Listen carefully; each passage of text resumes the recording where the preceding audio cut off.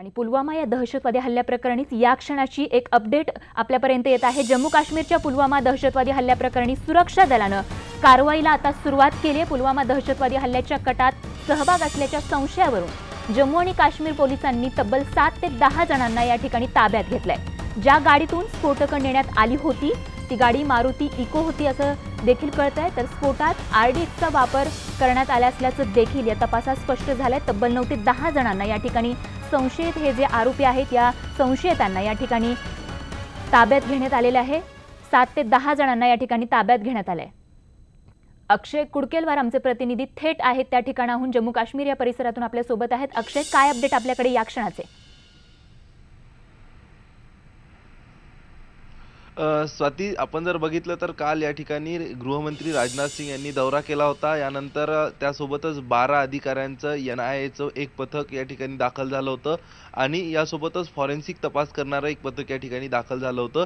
या पथकाकडनं ज्यावेळी तपास करण्यात आला होता, ज्या ठिकाणी स्फोटातले मलब्याचे काही नमुने हस्तगत करण्यात आले होते, त्याचा तपास केल्यानंतर स्फोटामध्ये वापरण्यात आलेलं जे स्फोटक होतं ते RDX होतं हे निष्पन्न झालेलं आहे। 350 किलोहून अधिक RDX भरलेली गाडी जी गाडी होती ती या ठिकाणच्या श्रीनगर पासिंगची, जम्मू काश्मीर पासिंगची गाडी होती आणि ती गाडी होती इको गाडी असल्याचंही पुढे आलंय। इको गाडी घेऊन आदिल मोहम्मद हा त्या ठिकाणी गेला आणि त्यांनी साधारण 1 मीटर परिसरात जी माहिती पुढे येत होती की गाडीची धडक देण्यात आली, त्यांनी धडक देण्यापूर्वीच जे 1 मीटर आधी डिटोनेटर आहे ते ऑन केलं होतं, म्हणजे स्फोटाची प्रक्रिया सुरू करण्यात आली होती। आणि त्यानंतर त्यांनी जी गाडी जाऊन जो ताफा जवानांचा जम्मूवरनं श्रीनगरच्या दिशेने निघाला होता त्या ताफ्यात नेऊन आपली गाडी उभी केली आणि त्यानंतर हा पूर्ण अपघात झालाय।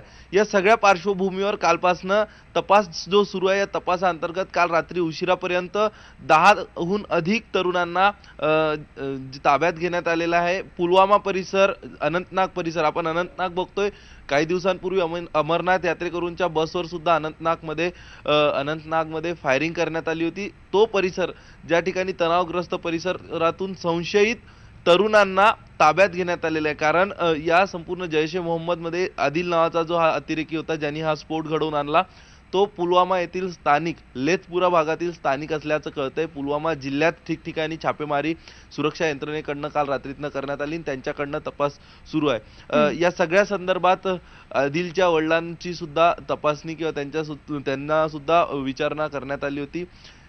तर त्यांनी सुद्धा काही माहिती पुरवली की वर्षभरापासून आदिल आपल्या घरून बेपत्ता झाला होता असं त्यांनी तपास यंत्रणेला सांगितलं। आणि त्यानंतर आदिलचे आणि आदिलच्या भावाचे जैश ए मोहम्मदमध्ये सहभागी झाल्याचे काही फोटो प्रसिद्ध झाले होते आणि त्यानंतर त्यांनी त्यांचा संपर्क जो आहे त्या दोघाही मुलांसोबत संपर्क तोडला होता।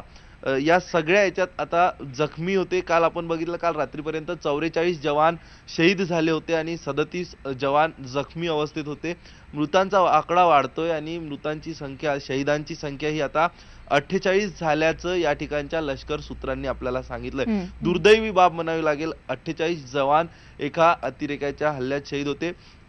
या ठिकाणी काल राजनाथ सिंग आल्यानंतर त्यांनी काही महत्त्वाचे बदल सुद्धा करण्यात आले आहेत। जे या ठिकाणचे सेपरेटिस्ट आहेत, अलगाववादी आहे, या अलगाववाद्यांना या ठिकाणच्या लष्कराकडनं पुरवण्यात येणारी सुरक्षा यापुढे पुरवण्यात येणार नाही असं त्यांनी स्पष्ट केलंय। यासोबतच ज्यावेळी या संपूर्ण सैन्याचा कॉन्वॉय जाईल, या सैन्याचा ताफा रस्त्यावरनं जाईल, त्या ताफ्याच्या आसपास कुठलेही स्थानिक वाहन किंवा कुठलंही इतर सिव्हिल व्हेकल त्या ताफ्याच्या आसपास फिरणार नाही असं सुद्धा राजनाथ सिंग यांनी काल सायंकाळी स्पष्ट केलं। यासोबत एक जे system operating process, standard operating process SOP आहे या ठिकाणी काश्मीरमध्ये किंवा ज्या ठिकाणी तणावग्रस्त भाग आहे, अतिरेकी हल्ल्यांची शक्यता ज्या ठिकाणी आहे, अशा सगळ्या भागामधली जी ऑपरेटिंग सिस्टीम प्रोसेस आहे ही सुद्धा, स्टँडर्ड ऑफ ऑपरेटिंग प्रोसेस ही सुद्धा आता बदलवण्यात येणार आहे। अतिशय महत्त्वाचे बदल या सगळ्या संदर्भात करण्यात आलेले आहेत आणि